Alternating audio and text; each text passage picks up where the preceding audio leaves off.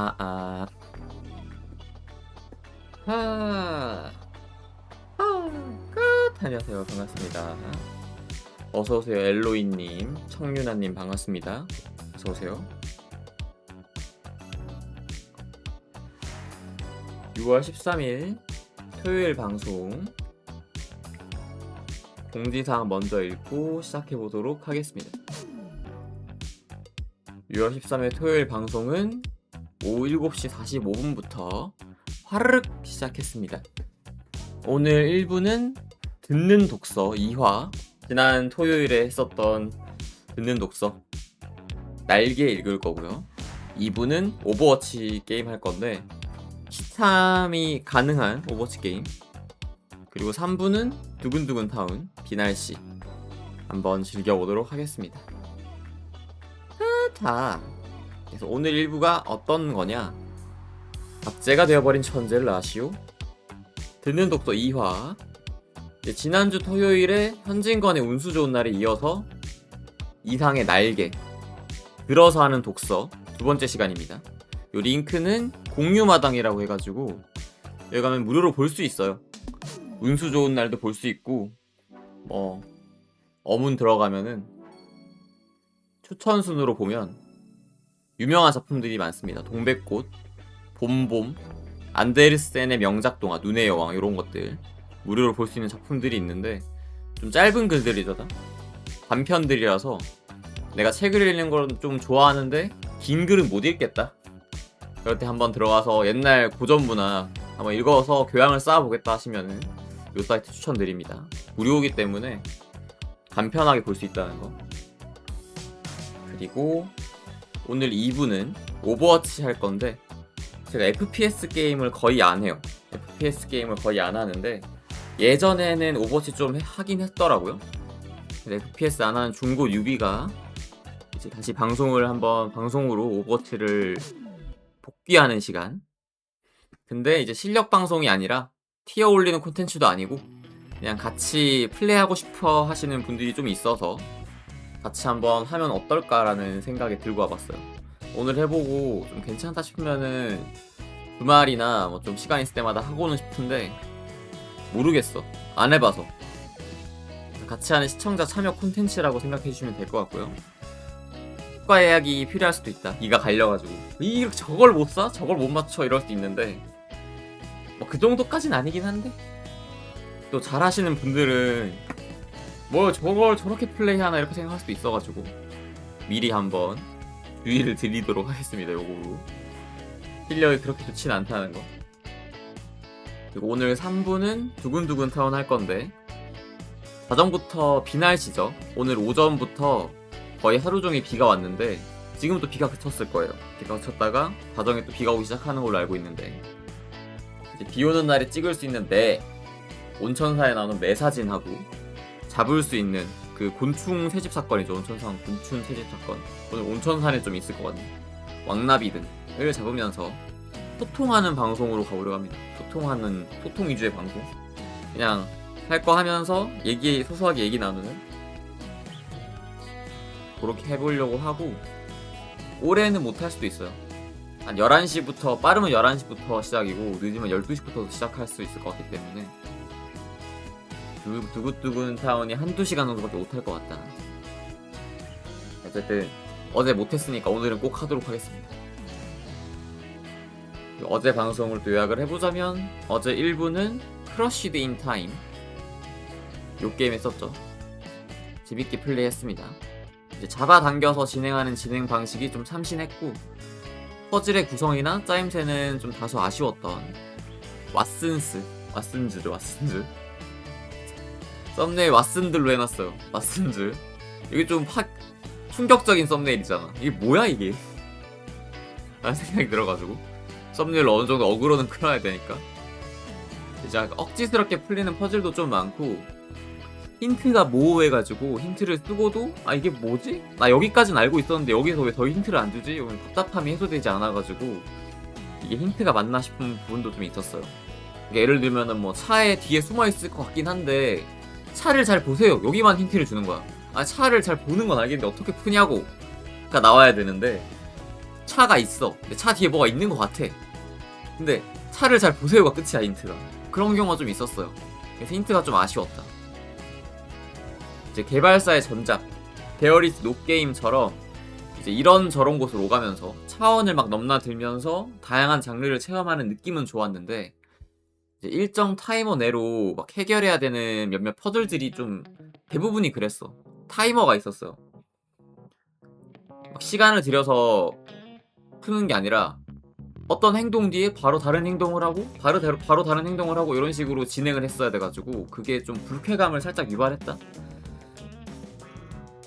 너무 좀 억지라고 해야 되나? 억지라기보다는 뭐라고 해야 될까? 그걸 놓치면은 컷신이 또 나오고 해가지고 좀 불편한 점이 있었어요. 불쾌감이 살짝 있었어. 그래서 방송 말미에서 요 게임이 이제 저한테는 압도적으로 긍정적인 게임이라고 표현을 하긴 했었는데 이제 다시 보기를 잠깐 보면서 느낀 게 중간에 막 왓슨이 잘 못 움직이겠다고 하는 파트가 있어요. 막 발이 안 움직여 너무 무거워 몸이 무거워 하는 파트가 있는데 이 방송 중에는 유쾌하게 넘어갔었거든요. 방송 중 유쾌하게 넘어갔는데 혼자 그냥 플레이 했었더라면 그냥 짜증만 나지 않았을까. 파트가 왜 있는지 솔직히 이해가 안 돼. 질문도 막 이상하게 하고 요 파트가 좀 이상했었고요. 그리고 스토리도 또 얘기를 해보자면 에멧이 나오죠. 에멧 플레이스 뭐 핸드였나? 하여튼 걔가 나와 주가 된 스토리는 좀 흥미로웠는데 에멧이 이제 빠지고 나서의 이후의 스토리가 좀 아쉬웠어요. 나름 재미는 있었는데 그 해결 방식이 막 대규모 리셋을 해야 된다, 막 왓슨들을 다 모아야 된다, 막 이랬는데 그게 좀 이해가 되진 않았어. 납득이 되진 않았어. 그냥 스토리를 이어나가려고 억지로 쓴 느낌이라고 해야 될까? 뭔가 에멧에서 끝나면은 분량이 아쉬우니까 추가로 늘렸는데 그 추가로 늘린 스토리의 그 내용이 좀 아쉽긴 했다. 납득이 되는 부분은 아니었어요. 좀 더 재밌게 풀 수도 있을 것 같은데 조금 아쉬웠다? 이제 방송 이후에 제가 한 번 더 해보긴 했거든요. 도전 과제를 좀 깨보려고. 되게 빨리 진행하면은 1시간도 안 걸리긴 하더라고요. 그래서 도전 과제를 좀 깨보려고 다시 한번 플레이를 해봤는데 특정 챕터에서 시작하는 방법이 따로 없어요. 처음부터 무조건 시작이야. 무조건 처음부터 시작인데 이게 특정 챕터에서 해야 되는 도전 과제들이 있거든요. 그걸 놓치면은 다시 처음부터 해야 돼요. 게임이 좀 불편하게 설계가 돼 있어. 도전 과제를 깨시는 분들한테는 좀 안 좋은 소식이죠. 뭐 그래도 재미가 있었다. 1, 2 테스팅 1, 2 1, 2 테스팅. 요 게임에서 나온 대사 테스팅 테스팅 테스팅. 따끈따끈한 방송 65일차 시작해보도록 하겠습니다. 오늘 1부는 책 읽는 거죠. 이상의 날개.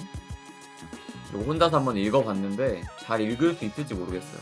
어려운 단어들이 좀 많이 나와가지고 읽으면서 이 부분 이렇게 해야겠다라고 생각은 해둔 건 있는데 잘 될지는 모르겠네요. 열심히 한번 읽어보도록 하겠습니다. 오늘도 PPT를 준비를 해왔어요. PPT를 준비를 해왔고 노래가 딱 끝났다. 노래가 딱 끝났습니다. 요거 이상의 날개 한번 읽어보도록 하겠습니다.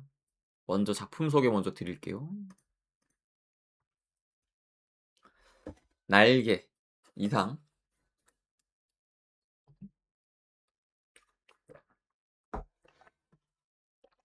좀 마시고 만 체크 좀 할게요. 글씨를 가리는 게 있나 체크 좀.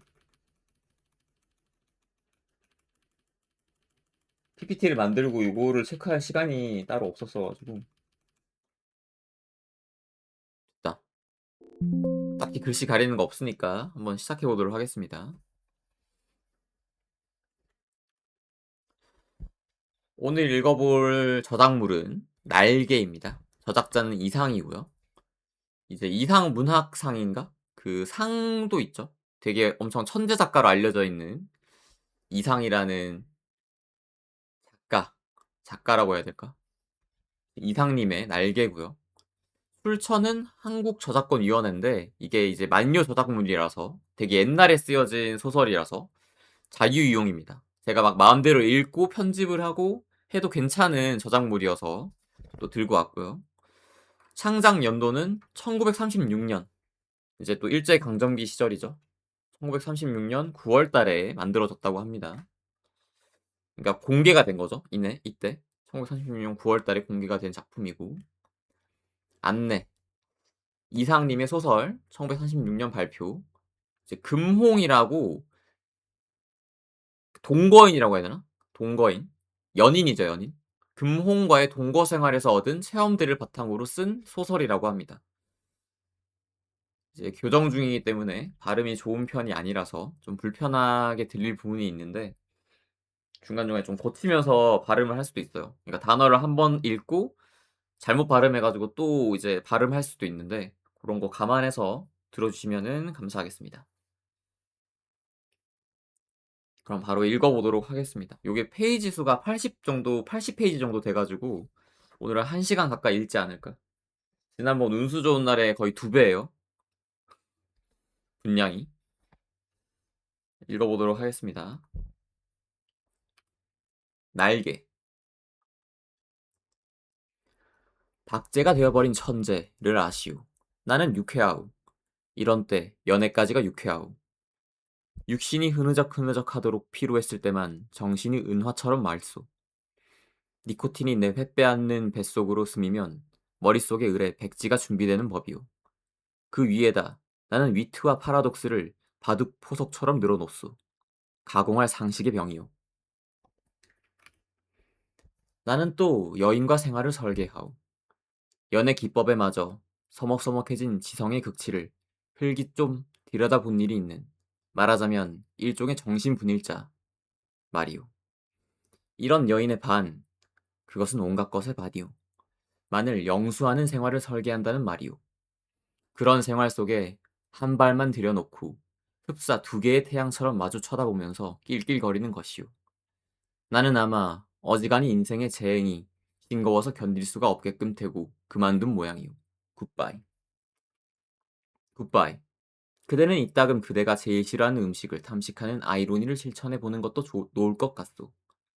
위트와 파라독스와 그대 자신을 위조하는 것도 할 만한 일이오.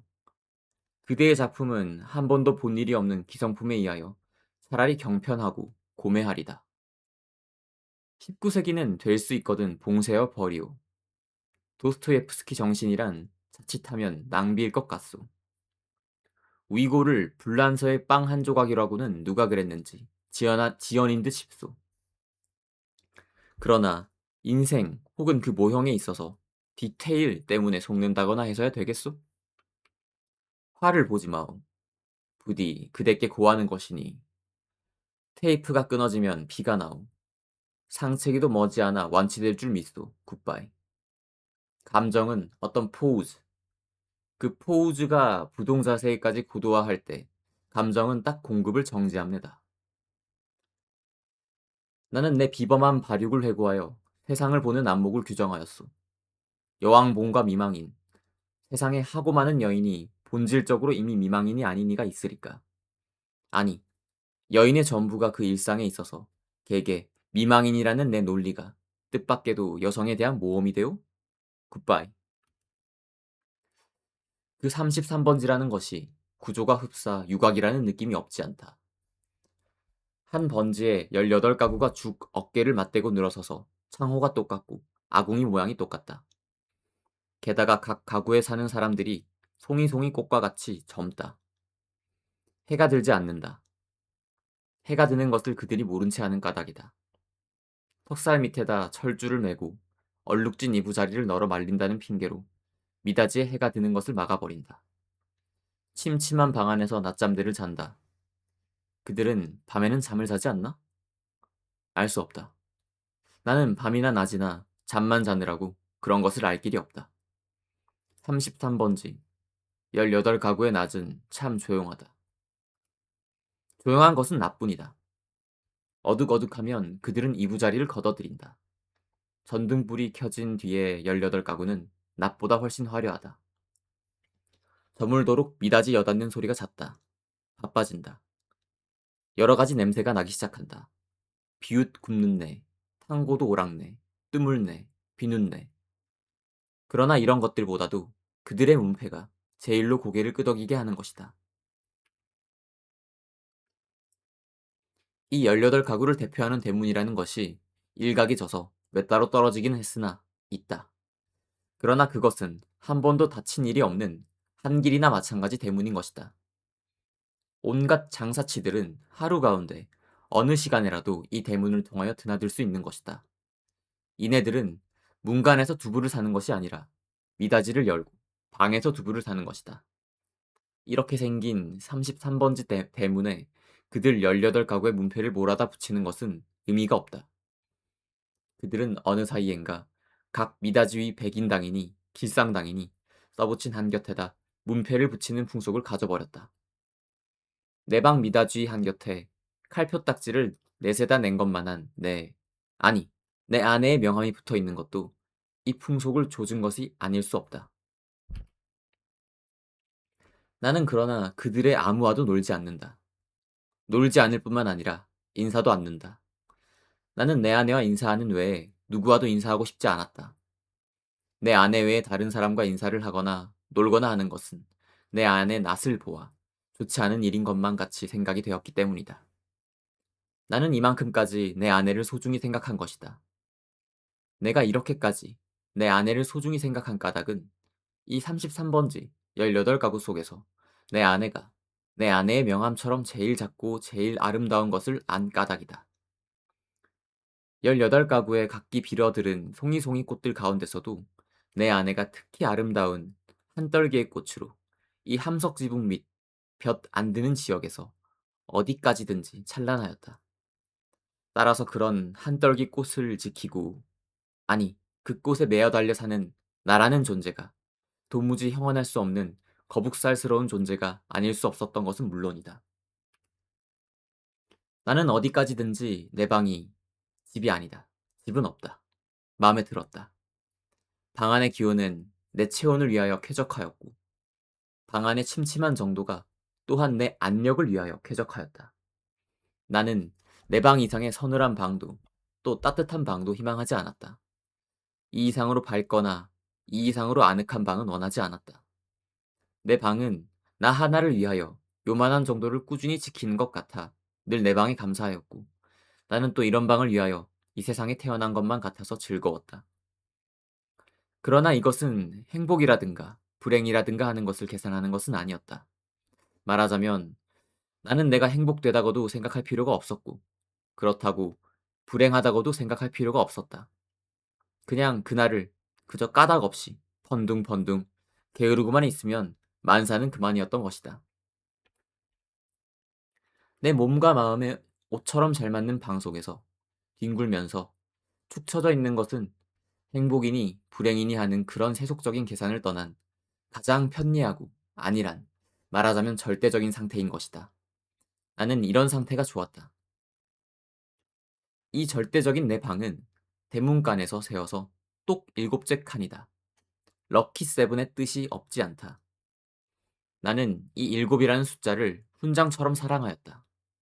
이런 이 방이 가운데 장지로 말미암아 두 칸으로 나뉘어 있었다는 그것이 내 운명의 상징이었던 것을 누가 알랴. 아랫방은 그래도 해가 든다. 아침결에 책보만한 해가 들었다가 오후에 손수건만 해지면서 나가버린다. 해가 영영 들지 않는 윗방이, 즉 내 방인 것은 말할 것도 없다. 이렇게 볕 드는 방이 아내 방이요, 볕 안 드는 방이 내 방이요 하고 아내와 나 둘 중에 누가 정했는지 나는 기억하지 못한다. 그러나 나에게는 불평이 없다. 아내가 외출만 하면 나는 얼른 아랫방으로 와서 그 동쪽으로 난 들창을 열어놓고, 열어놓으면 들이비치는 햇살이 아내의 화장대를 비쳐 가지각색 병들이 아롱이지면서 찬란하게 빛나고, 이렇게 빛나는 것을 보는 것은 다시 없는 내 오락이다. 나는 조그만 돋보기를 꺼내가지고 아내만이 사용하는 지리가미를 꺼내가지고 그을려가면서 불장난을 하고 논다.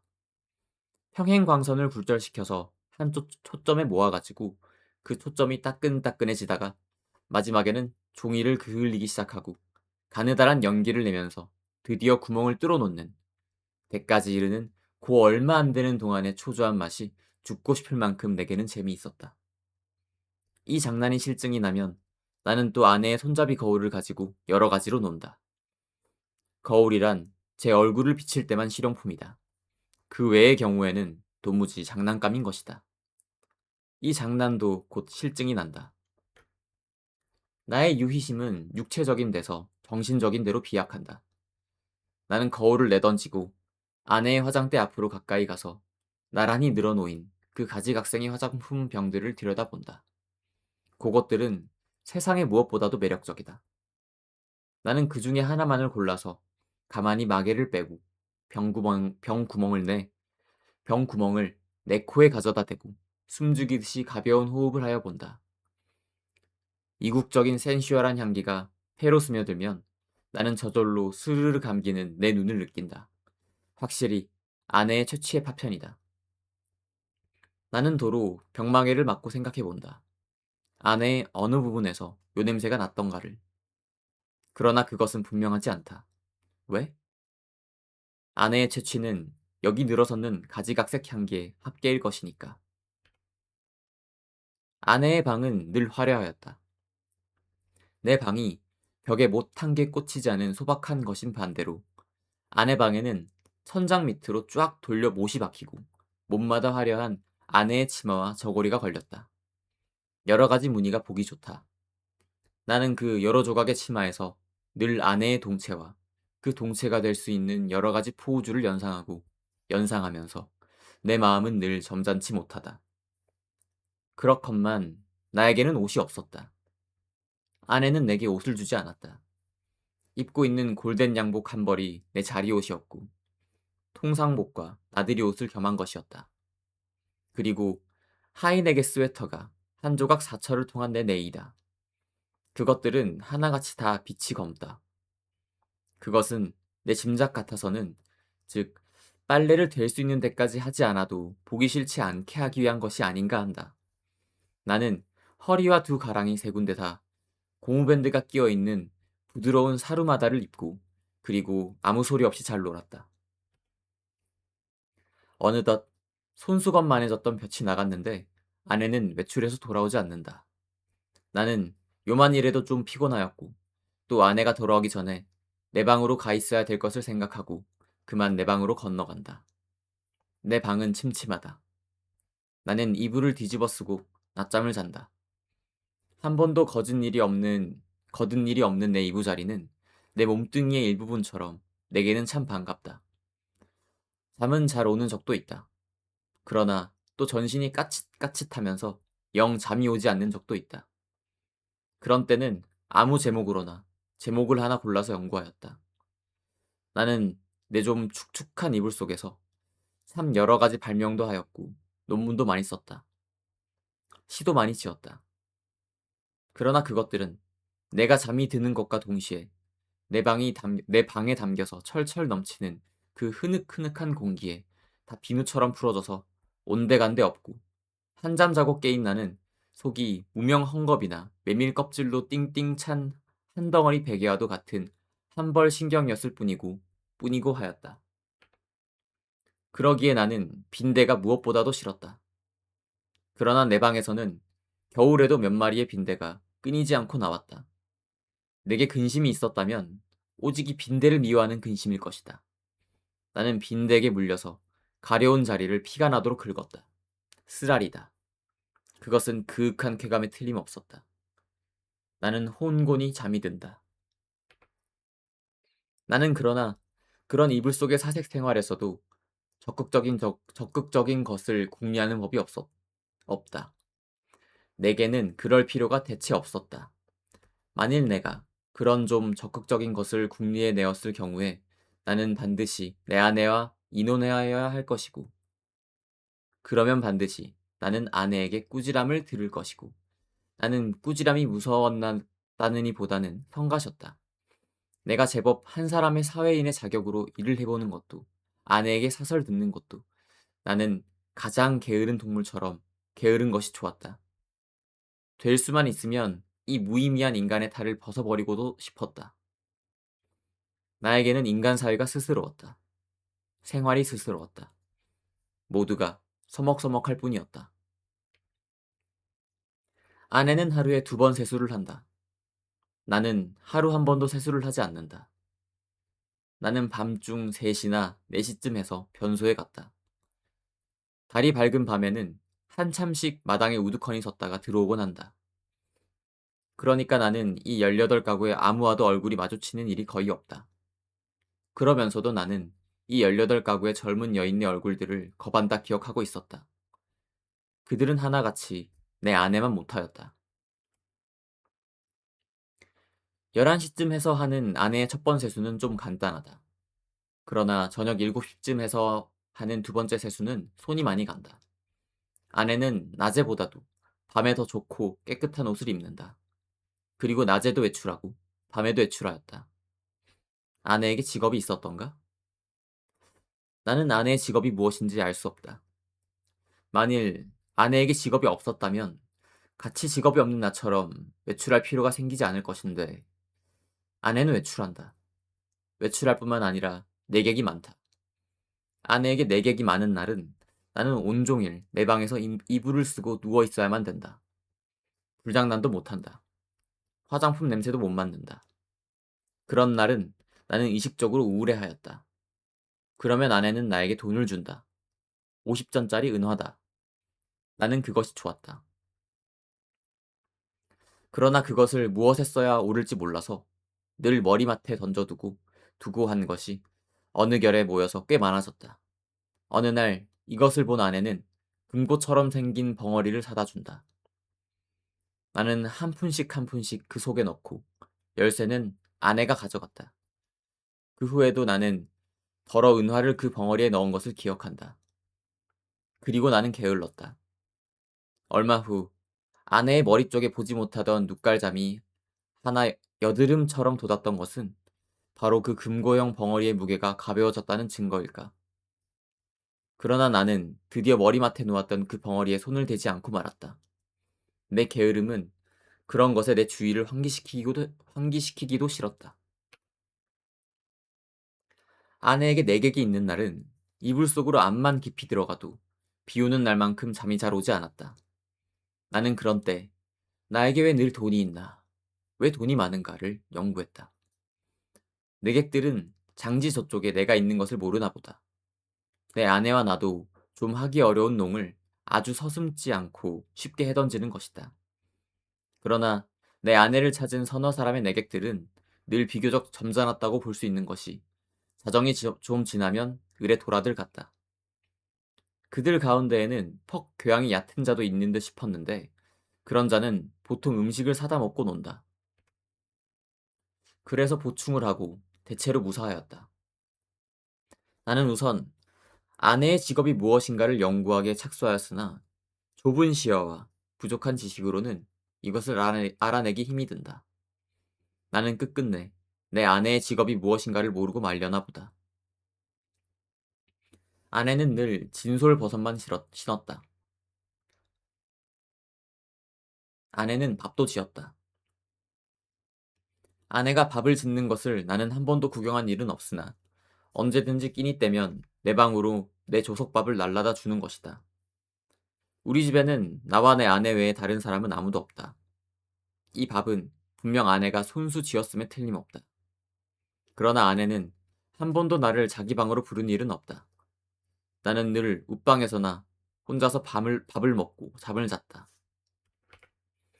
밥은 너무 맛이 없었다. 반찬이 너무 엉성하였다. 나는 닭이나 강아지처럼 말없이 주는 모이를 넙적넙적 받아먹기는 했으나 내심 야속하게 생각한 적도 덜어 없지 않다. 나는 안색이 여지없이 창백해가면서 말라들어갔다. 나날이 눈에 보이듯이 기운이 줄어들었다. 영양 부족으로 하여 몸뚱이 곳곳의 뼈가 불쑥불쑥 내어밀었다.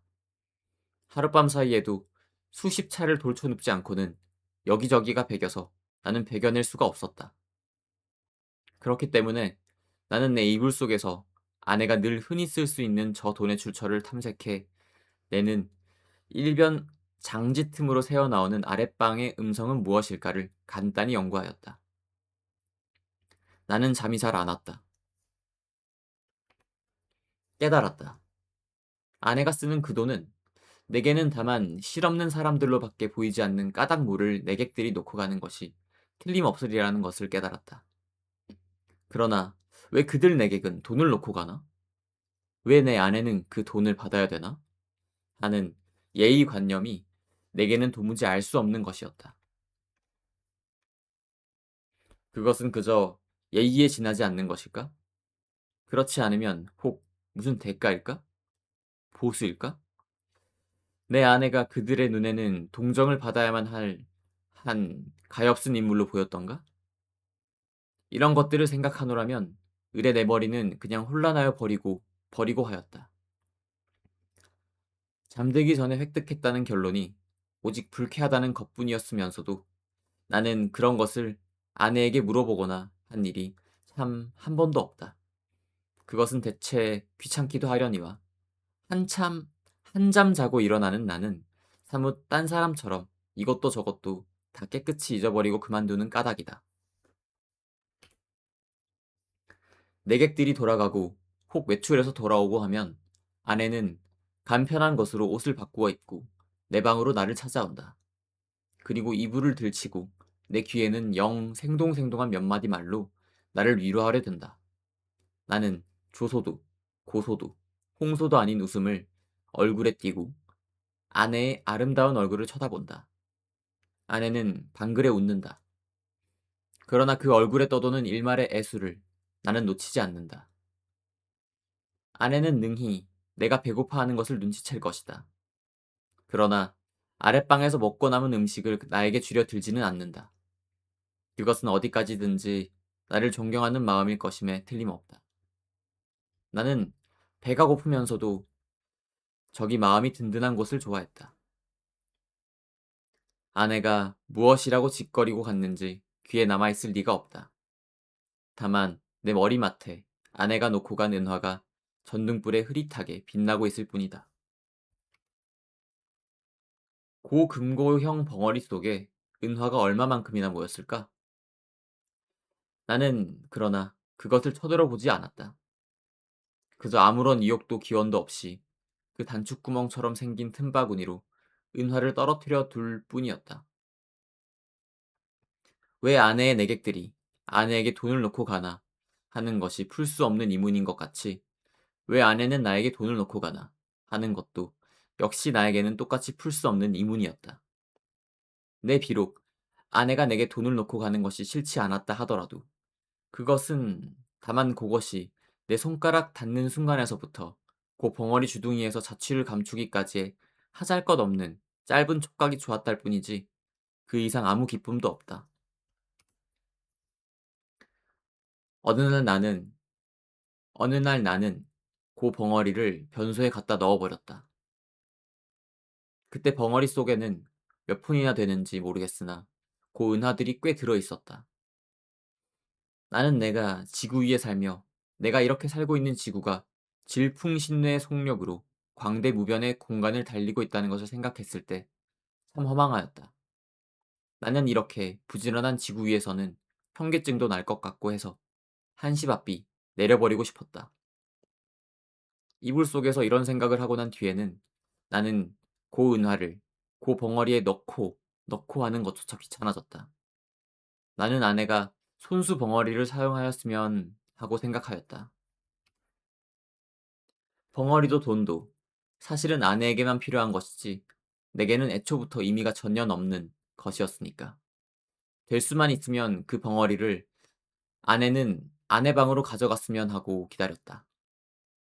그러나 아내는 가져가지 않는다. 나는 내가 아내 방으로 가져다 둘까? 하고 생각하여 보았으나 그 즈음에는 아내의 내객이 워낙 많아서 내가 아내 방에 가볼 기회가 도무지 없었다. 그래서 나는 하는 수 없이 변소에 갖다 집어넣어 버리고 만 것이다. 나는 서글픈 마음으로 아내의 꾸지람을 기다렸다. 그러나 아내는 끝내 아무 말도 하지 않았다. 않았을 뿐 아니라 여전히 돈은 돈대로 머리맡에 놓고 가지 않나. 내 머리맡에는 어느덧 은화가 꽤 많이 모였다. 내객이 아내에게 돈을 놓고 가는 것이나 아내가 내게 돈을 놓고 가는 것이나 일종의 쾌감, 그 외에 다른 아무런 이유도 없는 것이 아닐까 하는 것을 나는 또 이불 속에서 연구하기 시작하였다. 쾌감이라면 어떤 종류의 쾌감일까를 계속하여 연구하였다. 그러나 그것은 이불 속의 연구로는 알 길이 없었다. 쾌감, 쾌감 하고 나는 뜻밖에도 이 문제에 대해서만 흥미를 느꼈다. 아내는 물론 나를 늘 감금하여 두다시피 하여 왔다. 내게 불평이 있을 리 없다. 그런 중에도 나는 그 쾌감이라는 것의 유무를 체험하고 싶었다. 나는 아내의 밤 외출 틈을 타서 밖으로 나왔다. 나는 거리에서 잊어버리지 않고 가지고 나온 은화를 지폐로 바꾼다. 5원이나 된다. 그것을 주머니에 넣고 나는 목적지를 잃어버리기 위하여 얼마든지 거리를 쏘다녔다. 오래간만에 보는 거리는 거의 경의에 가까울 만큼 내 신경을 흥분시키지 않고는 마지 않았다. 나는 금시에 피곤하여 버렸다. 그러나 나는 참았다. 그리고 밤이 이슥하도록 까닭을 잃어버린 채 이 거리 저 거리로 저항 없이 헤매었다. 돈은 물론 한 푼도 쓰지 않았다. 돈을 쓸 아무 엄두도 나서지 않았다. 나는 벌써 돈을 쓰는 기능을 완전히 상실한 것 같았다. 나는 과연 피로를 이 이상 견디기가 어려웠다. 나는 가까스로 내 집을 찾았다. 나는 내 방을 가려면 아내 방을 통과하지 않으면 안 될 것을 알고 아내에게 내객이 있나 없나를 걱정하면서 미닫이 앞에서 좀 거북살스럽게 기침을 한 번 했더니 이것은 참 또 너무도 암상스럽게 미닫이가 열리면서 아내의 얼굴과 그 등 뒤에 낯설은 남자의 얼굴이 이쪽을 내다보는 것이다. 나는 벼랑간 내어 쏟아지는 불빛에 눈이 부셔서 좀 머뭇머뭇했다. 나는 아내의 눈초리를 못 본 것은 아니다. 그러나 나는 모른 채 하는 수밖에 없었다. 왜? 나는 어쨌든 아내의 방을 통과하지 아니하면 안 되니까. 나는 이불을 뒤집어 썼다. 무엇보다도 다리가 아파서 견딜 수가 없었다. 이불 속에서는 가슴이 울렁거리면서 암만 해도 까무러칠 것만 같았다. 걸을 때는 몰랐더니 숨이 차다. 등에 식은땀이 쭉 내배인다. 나는 외출한 것을 후회하였다. 이런 피로를 잊고 어서 잠이 들었으면 좋았다. 한잠 잘 자고 싶었다. 얼마 동안이나 비스듬히 엎드려 있었더니 차츰차츰 뚝딱거리는 가슴 동계가 가라앉는다. 그만해도 우선 살 것 같았다. 나는 몸을 들쳐 반드시 천장을 향하여 눕고 쭉 다리를 뻗었다. 그러나 나는 또다시 가슴의 동계를 피할 수 없게 되었다. 아랫방에서 아내와 그 남자의 내 귀에도 들리지 않을 만큼 낮은 목소리로 소곤거리는 기척이 장지 틈으로 전화해 왔던 것이다. 청각을 더 예민하게 하기 위하여 나는 눈을 떴다. 그리고 숨을 죽였다. 그러나 그때는 벌써 아내와 남자는 앉았던 자리를 툭툭 털고 일어섰고 일어서면서 옷과 모자 쓰는 기척이 나는 듯 하더니 이어 미닫이가 열리고 구두 뒤축 소리가 나고 그리고 뜰에 내려서는 소리가 쿵 하고 나면서 뒤를 따르는 아내의 고무신 소리가 두어 발짝 찍찍 나고 사뿐사뿐 나나 하는 사이에 두 사람의 발소리가 대문 쪽으로 사라졌다. 나는 아내의 이런 태도를 본 일이 없다. 아내는 어떤 사람과도 결코 소곤거리는 법이 없다. 나는 웃방에서 이불을 쓰고 누웠는 동안에도 혹 술이 취해서 혀가 잘 돌아가지 않는 내객들의 담화는 덜어 놓치는 수가 있어도 아내의 높지도 낮지도 않은 말소리는 일찍이 한마디도 놓쳐본 일이 없다. 더러 내 귀에 거슬리는 소리가 있어도 나는 그것이 태어난 목소리로 내 귀에 들렸다는 이유로 충분히 안심이 되었다. 그렇던 아내의 이런 태도는 필시 그 속에 여간하지 않는 사정이 있는 듯 싶이 생각이 되고 내 마음은 좀 서운했으나 그보다도 나는 좀 너무 피로해서 오늘만은 이불 속에서 아무것도 연구하지 않기로 굳게 결심하고 잠을 기다렸다. 낮잠은 좀처럼 오지 않았다. 대문간에 나간 아내도 좀처럼 들어오지 않았다. 그러는 동안에 흐지부지 나는 잠이 들어버렸다. 꿈이 얼숭덜숭 종을 잡을 수 없는 거리의 풍경을 여전히 헤매었다. 나는 몹시 흔들렸다. 내객을 보내고 들어온 아내가 잠든 나를 잡아 흔드는 것이다. 나는 눈을 번쩍 뜨고 아내의 얼굴을 쳐다보았다. 아내의 얼굴에는 웃음이 없다. 나는 좀 눈을 비비고 아내의 얼굴을 자세히 보았다. 노기가 눈초리에 떠서 얇은 입술이 바르르 떨린다. 좀처럼 이 노기가 풀리기는 어려울 것 같았다. 나는 그대로 눈을 감아버렸다. 벼락이 내리기를 기다린 것이다. 그러나 새근하는 숨소리가 나면서 부스스 아내의 치맛자락 소리가 나고 장지가 여닫히며 아내는 아내 방으로 돌아갔다. 나는 다시 몸을 돌쳐 이불을 뒤집어 쓰고는 개구리처럼 엎드리고 엎드려서 배가 고픈 가운데도 오늘 밤의 외출을 또 한 번 후회하였다. 나는 이불 속에서 아내에게 사죄하였다. 그것은 네 오해라고. 나는 사실 밤이 퍼그나 이슥한 줄만 알았던 것이다. 그것이 네 말 맞다나 자정전인지는 정말인지 꿈에도 몰랐다. 나는 너무 피곤하였다. 오래간만에 나는 너무 많이 걸은 것이 잘못이다. 내 잘못이라면 잘못은 그것밖에 없다. 외출은 왜 하였더냐고? 나는 그 머리맡에 저절로 모인 5원 돈을 아무에게라도 좋으니 주워보고 싶었던 것이다. 그뿐이다. 그러나 그것도 내 잘못이라면 나는 그렇게 알겠다. 나는 후회하고 있지 않나?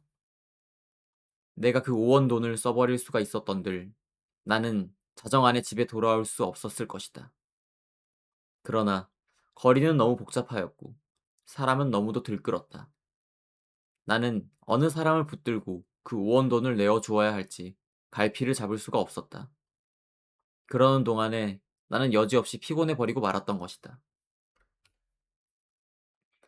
나는 무엇보다도 좀 쉬고 싶었다. 눕고 싶었다. 그래서 나는 하는 수 없이 집으로 돌아온 것이다. 내 짐작 같아서는 밤이 어지간히 늦은 줄만 알았는데 그것이 불행히도 자정 전이었다는 것은 참 안 된 일이다. 미안한 일이다. 나는 얼마든지 사죄하여도 좋다. 그러나 종시 아내의 오해를 풀지 못하였다 하면 내가 이렇게까지 사죄하는 보람은 그럼 어디 있나? 한심하였다. 1시간 동안을 나는 이렇게 초조하게 굴지 않으면 안 되었다. 나는 이불을 획 젖혀버리고 일어나서 장지를 열고 아내 방으로 비칠비칠 달려갔던 것이다. 내게는 거의 이식이라는 것이 없었다. 나는 아내 이불 위에 엎드러지면서 바지 포켓 속에서 그 돈 5원을 꺼내 아내 손에 쥐어준 것을 간신히 기억할 뿐이다. 이튿날 잠이 깨었을 때 나는 내 아내 방 아내 이불 속에 있었다. 이것이 이 33번지에서 살기 시작한 이래 내가 아내 방에서 잔 맨 처음이었다. 해가 들창에 훨씬 높았는데 아내는 이미 외출하고 벌써 내 곁에 있지는 않다. 아니, 아내는 어쩌녁 내가 의식을 잃은 동안에 외출한 것인지도 모른다. 그러나 나는 그런 것을 조사하고 싶지 않았다. 다만 전신이 찌뿌드드한 것이 손가락 하나 꼼짝할 힘조차 없었다. 책보보다 좀 작은 면적의 볕이 눈이 부시다. 그 속에서 수없이 먼지가 흡사 미생물처럼 난무한다. 코가 콱 막히는 것 같다. 나는 다시 눈을 감고 이불을 푹 뒤집어 쓰고 낮잠을 자기에 착수하였다. 그러나 코를 스치는 아내의 채취는 꽤 도발적이었다. 나는 몸을 여러 번 비비꼬면서 아내의 화장대에 늘어선 고가지각색 화장품 병들의 마개를 뽑았을 때 풍기는 냄새를 더듬느라고 좀처럼 잠은 들지 않는 것을 나는 어찌하는 수도 없었다. 견디다 못하여 나는 그만 이불을 걷어차고 벌떡 일어나서 내 방으로 갔다. 내 방에는 다 식어 빠진 내 끼니가 가지런히 놓여 있는 것이다. 내 방에는 다 식어 빠진 내 끼니가 가지런히 놓여 있는 것이다. 아내는 내 모이를 여기다 두고 나간 것이다. 나는 우선 배가 고팠다. 한 숟갈을 입에 떠넣었을 때 그 촉감은 참 너무도 냉해와 같이 서늘하였다. 나는 숟갈을 놓고 내 이불 속으로 들어갔다. 하룻밤을 비었던 내 이부자리는 여전히 반갑게 나를 맞아준다. 나는 내 이불을 뒤집어 쓰고 이번에는 참 늘어지게 한잠 잤다. 잘. 내가 잠을 깬 것은 전등이 켜진 뒤다. 그러나 아내는 아직도 돌아오지 않았나 보다. 아니, 돌아왔다. 또 나갔는지 알 수 없다. 그러나 그런 것을 상고하여 무엇하나. 정신이 한결난다. 나는 밤일을 생각해 보았다. 그 돈 5원을 아내 손에 쥐어주고 넘어졌을 때 느낄 수 있었던 쾌감을 나는 무엇이라고 설명할 수가 없었다. 그러나 내객들이 내 아내에게 돈 놓고 가는 심리며 내 아내가 내게 돈 놓고 가는 심리의 비밀을 나는 알아낸 것 같아서 여간 즐거운 것이 아니다. 나는 속으로 빙그레 웃어보았다. 이런 것을 모르고 오늘까지 지내온 내 자신이 어떻게 우스꽝스럽게 보이는지 몰랐다.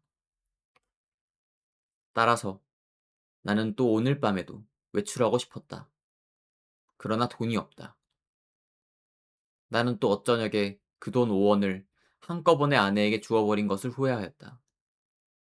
또 그 벙어리를 변소에 갖다 쳐넣어 버린 것도 후회하였다.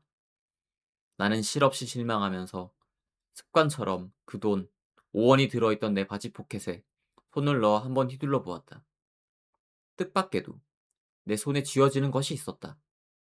2원밖에 없다. 그러나 많아야 맛은 아니다. 얼마간이고 있으면 된다. 나는 그만한 것이 여간 고마운 것이 아니었다. 나는 기운을 얻었다. 나는 그 단벌 다 떨어진 골덴 양복을 걸치고 배고픈 것도 주제 사나운 것도 다 잊어버리고 활갯짓을 하면서 또 거리로 나섰다. 나서면서 나는 제발 시간이 화살 단 듯해서 자정이 어서 획 지나버렸으면 하고 조바심을 태웠다.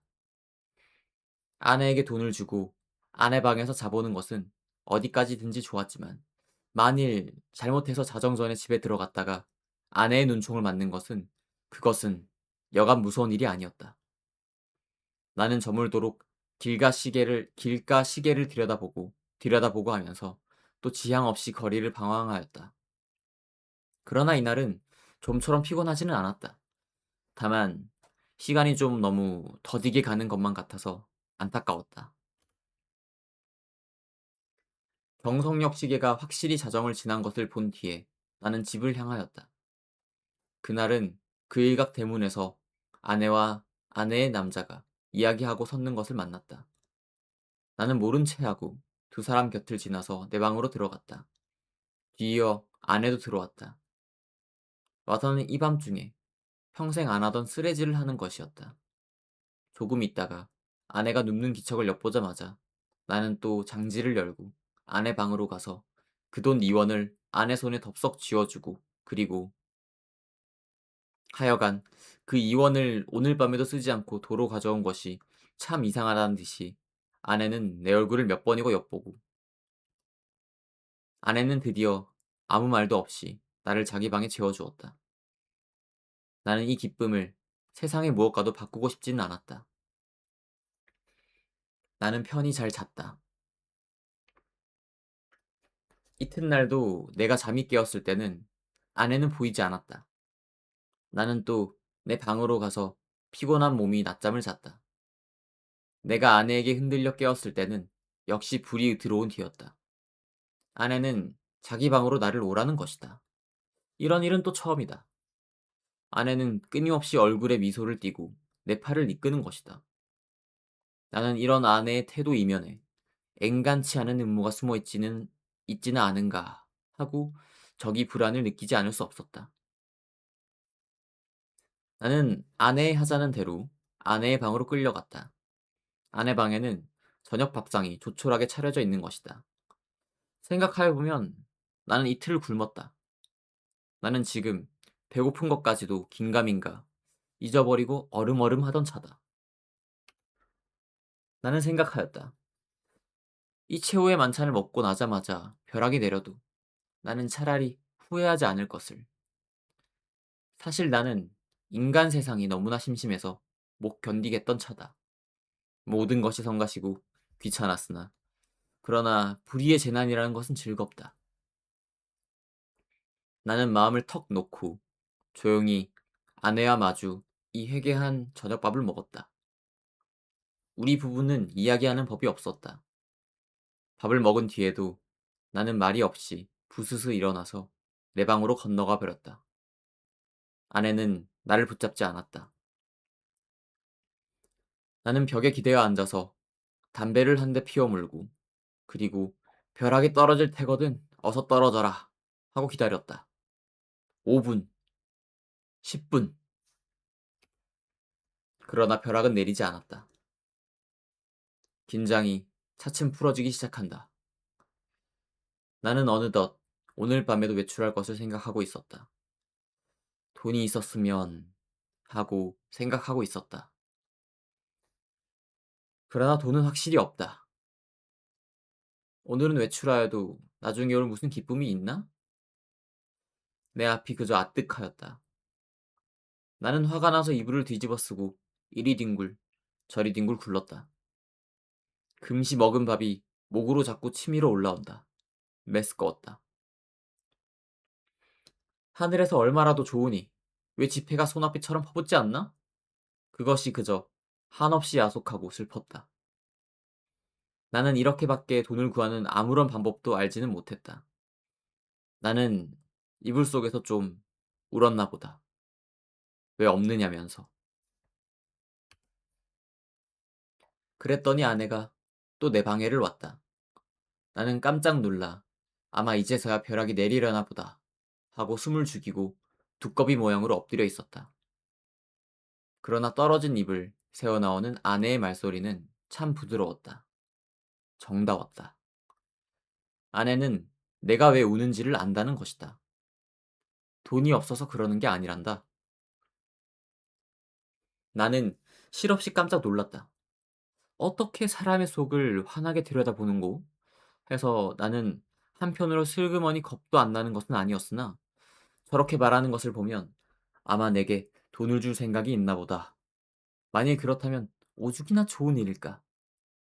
나는 이불 속에 뚫뚫 말린 채 고개도 들지 않고 아내의 다음 고동을 기다리고 있으니까 예쏘 하고 내 머리맡에 내려뜨리는 것은 그 가뿐한 음향으로 보아 지폐에 틀림없었다. 그리고 내 귀에다 대고 오늘을랑 어제보다도 늦게 돌아와도 좋다고 속삭이는 것이다. 그것은 어렵지 않다. 우선 그 돈이 무엇보다도 고맙고 반가웠다. 어쨌든 나섰다. 나는 좀 야맹증이다. 그래서 될 수 있는 대로 밝은 거리로 돌아다니기로 했다. 그리고는 경성역 1, 2등 대합실 한곁 티룸메를 들렀다. 그것은 내게는 큰 발견이었다. 거기는 우선 아무도 아는 사람이 안 온다. 설사 왔다가도 곧 돌아가니까 좋다. 나는 날마다 여기 와서 시간을 보내리라 속으로 생각하여 두었다. 제일 여기 시계가 어느 시계보다도 정확하리라는 것이 좋았다.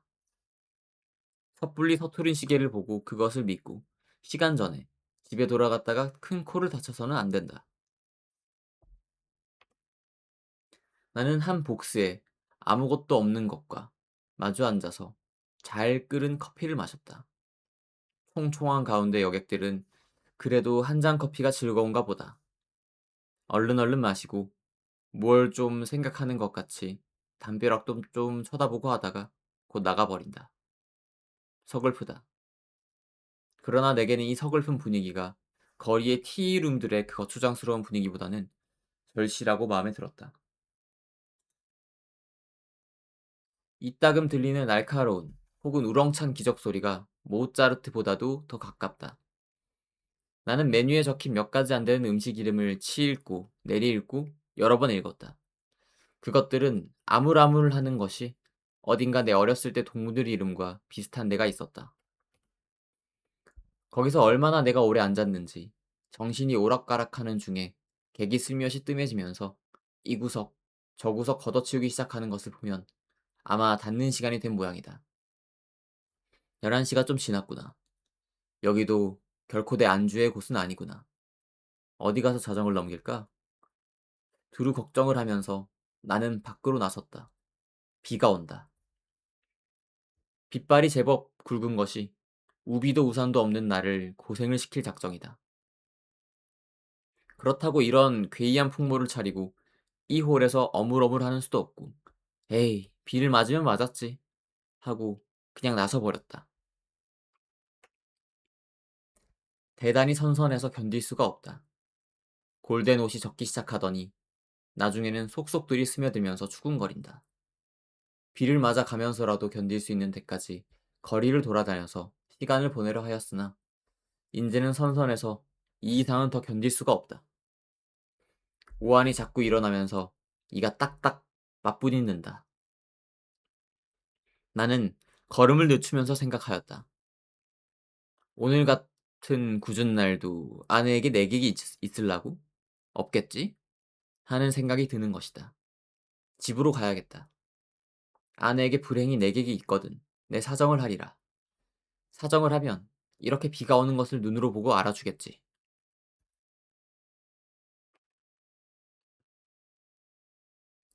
불이 나게 와보니까 그러나 아내에게는 내객이 있었다. 나는 너무 춥고 척척해서 얼떨김에 노크하는 것을 잊었다. 그래서 나는 보면 아내가 덜 좋아할 것을 그만 보았다. 나는 간발 자국 같은 발자국을 내면서 덤벙덤벙 아내 방을 디디고 내 방으로 가서 쭉 빠진 옷을 활활 벗어버리고 이불을 뒤썼다. 덜덜덜덜 떨린다. 우환이 점점 더 심해 들어온다. 여전 땅이 꺼져 들어가는 것만 같았다. 나는 그만 이식을 잃어버리고 말았다. 이튿날 내가 눈을 떴을 때 아내는 내 머리맡에 앉아서 제법 근심스러운 얼굴이다. 나는 감기가 들었다. 여전히 으스스 춥고 또 골치가 아프고 입에 군침이 도는 것이 씁쓸하면서 다리팔이 척 늘어져서 노곤하다. 아내는 내 머리를 쓱 짚어보더니 약을 먹어야지 한다. 아내 손이 이마에 선뜻한 것을 보면 신열이 어지간한 모양인데 약을 먹는다면 해열제를 먹어야지 하고 속생각을 하자니까 아내는 따뜻한 물에 하얀 정제약 4개를 준다. 이것을 먹고 한 잠 푹 자고 나면 괜찮다는 것이다. 나는 널름 받아 먹었다. 쌉싸름한 것이 짐작 같아서는 아마 아스피린인가 싶다. 나는 다시 이불을 쓰고 단번에 그냥 죽은 것처럼 잠이 들어버렸다. 나는 콧물을 훌쩍훌쩍하면서 여러 날을 앓았다. 앓는 동안에 끊이지 않고 그 정제약을 먹었다. 그러는 동안에 감기도 나았다. 그러나 입맛은 여전히 소태처럼 썼다.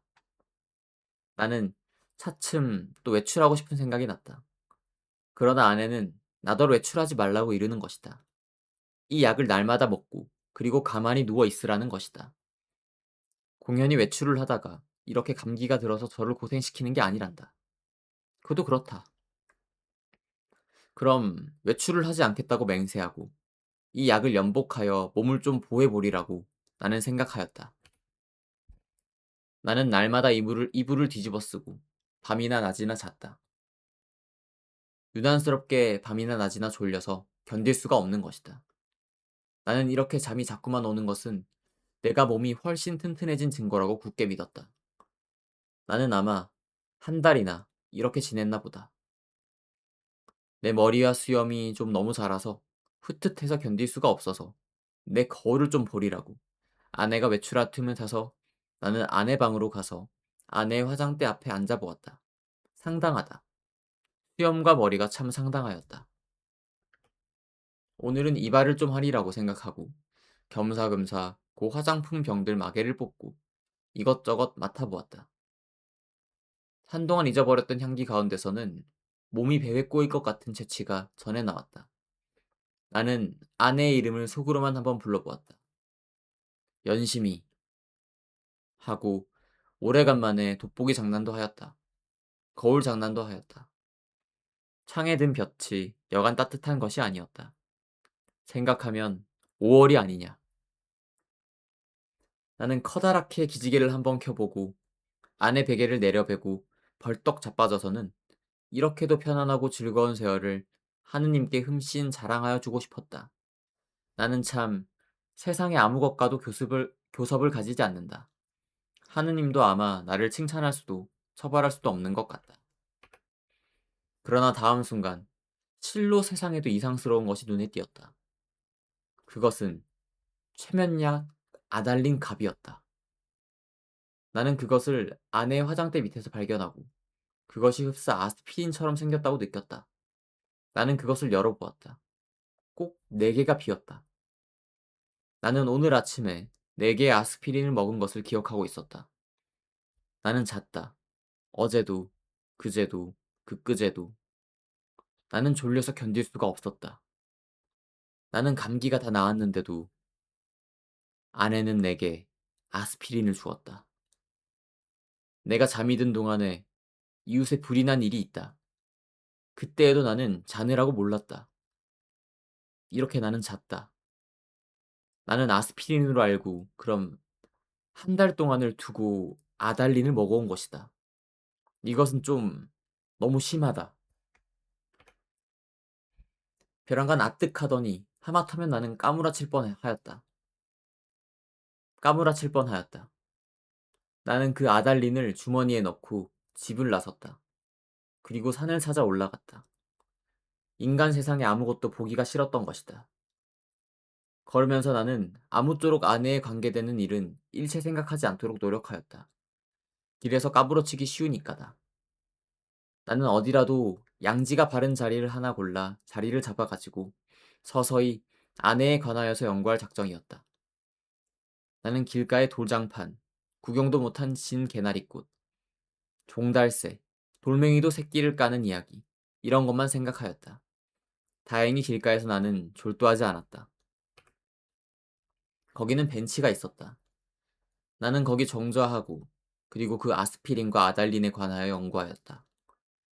그러나 머리가 도무지 혼란하여 생각이 체계를 이루지 않는다. 단 5분이 못 가서 나는 그만 귀찮은 생각이 번쩍 들면서 심술이 났다. 나는 주머니에서 가지고 온 아달린을 꺼내 남은 6개를 한꺼번에 질겅질겅 씹어 먹어버렸다. 맛이 익살맞다. 그리고 나서 나는 그 벤치 위에 가로 기다랗게 누웠다. 무슨 생각으로 내가 그따위 짓을 했나? 알 수가 없다. 그저 그러고 싶었다. 나는 개서 그냥 깊이 잠이 들었다.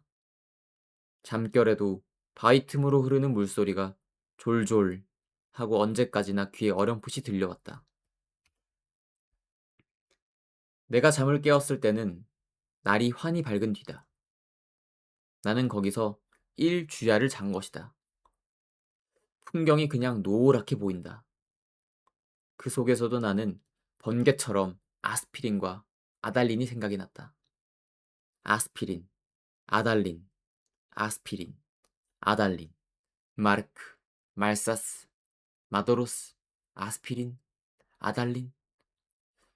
아내는 한 달 동안 아달린을 아스피린이라고 속이고 내게 먹였다.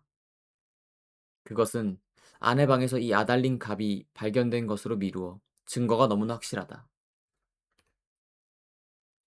무슨 목적으로 아내는 나를 밤이나 낮이나 재웠어야 됐나? 나를 밤이나 낮이나 재워놓고 그리고 아내는 내가 자는 동안에 무슨 짓을 했나? 나를 조금씩 조금씩 죽이려던 것일까? 그러나 또 생각해 보면 내가 한 달을 두고 먹어온 것이 아스피린이었는지도 모른다. 아내는 무슨 근심되는 일이 있어서 밤이면 잠이 잘 오지 않아서 정작 아내가 아달린을 사용한 것이나 아닌지 그렇다면 나는 참 미안하다. 나는 아내에게 이렇게 큰 이혹을 가졌다는 것이 참 안 됐다. 나는 그래서 불이 나게 거기서 내려왔다. 아랫도리가 회회 내어 저이면서 어찔어찔한 것을 나는 겨우 집을 향하여 걸었다. 8시 가까이였다. 나는 내 잘못된 생각을 죄다 일러바치고 아내에게 사죄하려는 것이다. 나는 너무 급해서 그만 또 말을 잊어버렸다. 그랬더니 이건 참 큰일 났다. 나는 내 눈으로 절대로 보아서 안 될 것을 그만 딱 보아버리고 만 것이다. 나는 얼떨결에 그만 냉큼 미닫이를 닫고 그리고 현기증이 나는 것을 진정시키느라고 잠깐 고개를 숙이고 눈을 감고 기둥을 짚고 섰자니까 1초 여유도 없이 휙 미닫이가 다시 열리더니 매무새를 풀어 헤친 아내가 불쑥 내밀면서 내 멱살을 잡는 것이다.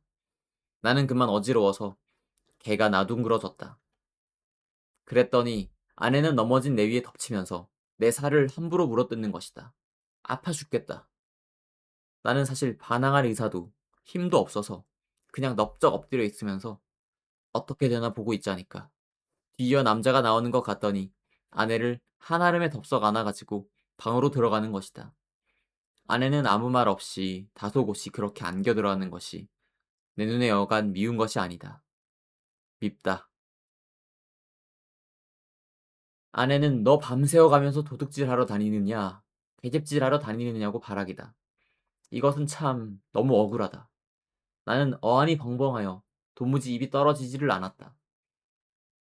너는 그야말로 나를 살해하려던 것이 아니냐고 소리를 한번 꽥 질러보고도 싶었으나 그런 긴가민가한 소리를 섣불리 입 밖에 내었다가는 무슨 화를 볼는지 알 수 없다. 차라리 억울하지만 잠자코 있는 것이 우선 상책인 듯 싶이 생각이 들길래 나는 이것은 또 무슨 생각으로 그랬는지 모르지만 툭툭 털고 일어나서 내 바지 포켓 속에 남은 돈 몇십 전을 가만히 꺼내서는 몰래 미닫이를 열고 살며시 문지방 밑에다 놓고 나서는 나는 그냥 줄 다른 박지를 쳐서 나와 버렸다. 여러 번 자동차에 치일 뻔하면서 나는 그래도 경성역으로 찾아갔다. 빈자리에 마주 앉아서 이 쓰디쓴 입맛을 거두기 위하여 무엇으로나 입가심을 하고 싶었다. 커피! 좋다. 그러나 경성역 홀에 한 걸음 들여놓았을 때 나는 내 주머니에는 돈이 한 푼도 없는 것을, 그것을 깜빡 잊었던 것을 깨달았다. 또 아뜩하였다. 나는 어디선가 그저 맥없이 머뭇머뭇하면서 어쩔 줄을 모를 뿐이었다. 얼빠진 사람처럼 그저 이리 갔다 저리 갔다 하면서 나는 어디로 들이다 쏟아냈는지 하나도 모른다.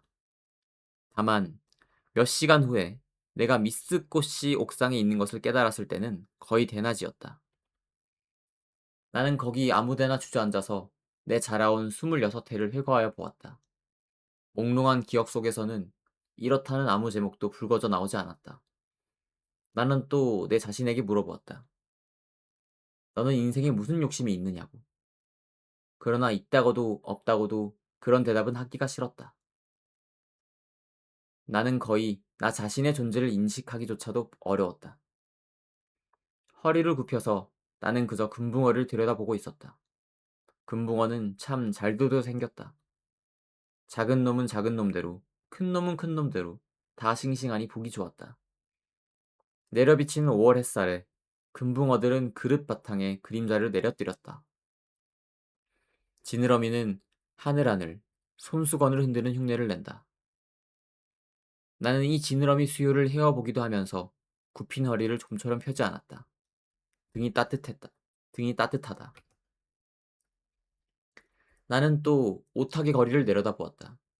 거기서는 피곤한 생활이 똑 금붕어 지느러미처럼 흐느흐느 허우적거렸다. 눈에 보이지 않는 끈적끈적한 줄에 엉켜서 헤어나지들을 못한다. 나는 피로와 공복 때문에 무너져 들어가는 몸뚱이를 끌고 그 오타기 거리 속으로 섞여가지 않는 수도 없다 생각하였다. 나서서 나는 또 문득 생각하여 보았다. 이 발길이 지금 어디로 향하여 가는 것인가를. 그때 내 눈앞에는 아내의 모가지가 벼락처럼 내려 떨어졌다. 아스피린과 아달린. 우리들은 서로 오해하고 있느니라. 설마 아내가 아스피린 대신에 아달린의 정량을 나에게 먹여왔을까? 나는 그것을 믿을 수는 없다. 아내가 대체 그럴 까닭이 없을 것이니. 그러면 나는 날밤을 새면서 계집질을 하였나? 정말이지 아니다. 우리 부부는 숙명적으로 발이 맞지 않는 절름발이인 것이다.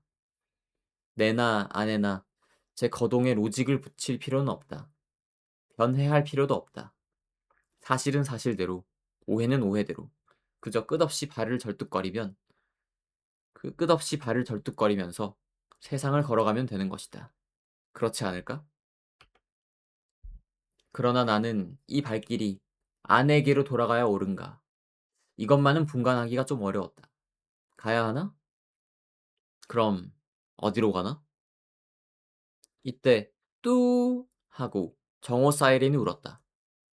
사람들은 모두 내 활개를 펴고 닭처럼 푸드덕거리는 것 같고 온갖 유리와 강철과 대리석과 지폐와 잉크가 부글부글 끓고 수선을 떨고 하는 것 같은 찰나. 그야말로 현란을 극한 정오다. 나는 불현듯 겨드랑이가 가렵다. 아하, 그것은 내 인공의 날개가 돋았던 자국이다. 오늘은 없는 이 날개. 머릿속에서는 희망과 야심이 말소된 페이지가 딕셔너리 넘어가듯 번뜩였다. 나는 걷던 걸음을 멈추고 그리고 일어나 한번 이렇게 외쳐보고 싶었다. 날개야, 다시 돋아라. 날자, 날자. 한 번만 더 날잡구나. 한 번만 더 날아보자꾸나. 끝. 이상의 날개 1936년 작품 한번 읽어봤습니다. 와, 감사합니다. 청윤아님 듣고 계셨구나. 감사합니다. 이 긴 글을 1시간 분량을 듣고 계셨나요? 감사합니다. 이상의 날개 잘 들어주셨으면 너무 고맙습니다. 이게 되게 시험적인 콘텐츠고 사실 재미가 있지는 않아서 다 듣고 있었군요. 정말 정말 감사드립니다. 감동인데요? 되게 제 목소리만 들리고 뭐가 없어가지고 좀 많이 심심한 방송일 텐데 이렇게까지 아유 감사합니다. 이상의 날개 한번 읽어봤고 밥 먹으면서 잔잔하게 듣기 좋았나요? 어 그렇군요. 이게 오디오북이라 듣는 독서인데 책 읽는 거를 평소에 좀 좋아하시면은 괜찮다고 생각은 하는데 하면서 이제 인터넷 방송 결합은 좀 안 맞다라고 생각하면서 읽고 있었거든요. 너무 조용한 거 아닌가, 너무 잔잔한 거 아닌가라고 생각하고 있었는데 감사합니다. 요 이상의 날개 예전에 읽어봤었던 것 같은데 다시 읽어봐도 사실 이해가 잘 되진 않아요, 저는. 내용이 조금 저한테는 난해한 것 같아. 이해가 막 잘 되진 않는데 정말 잘 쓴 작품이라고 이제 알려져 있죠. 저는 범인이어 가지고 천재가 아니어서 이상님의 생각을 제대로 알기는 어렵지만 읽다 보면은 뭐 점점 교양이 쌓이겠죠?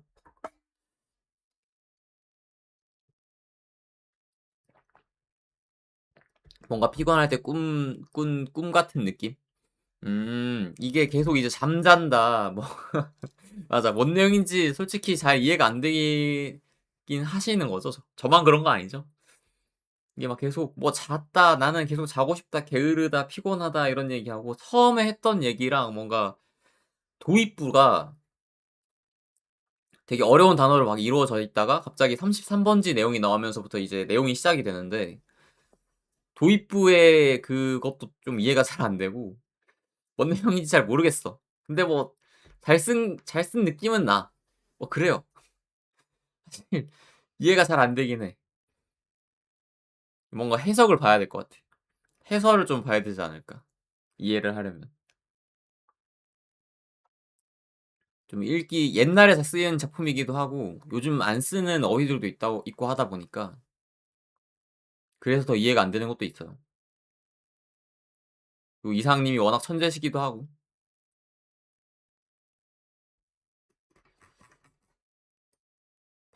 무려 한 74페이지? 거의 80페이지 가까이 되는 내용이었는데 1시간 좀 넘게 걸렸네요. 1시간 좀 걸렸다.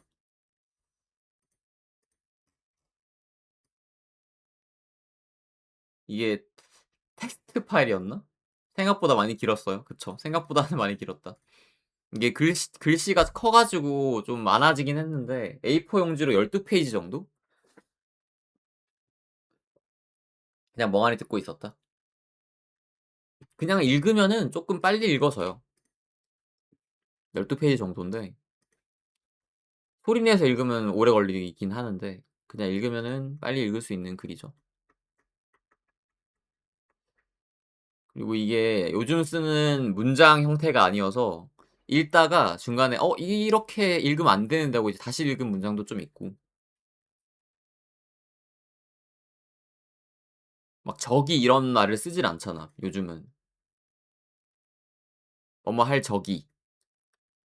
뭐뭐 할 저게라고 쓰고 저기라고 안 하고 뭐 그런 식으로 쓰니까 티룸에 요런 것도 안 쓰는 단어들이고 이런 거 어떻게 읽어야 되나 좀 고민해 하긴 했었는데 읽으면서도 '이렇게 읽는 게 맞나? 이 뜻인가?' 그렇긴 했어요. 치 읽고, 치 읽고 내리 읽고. 감사합니다.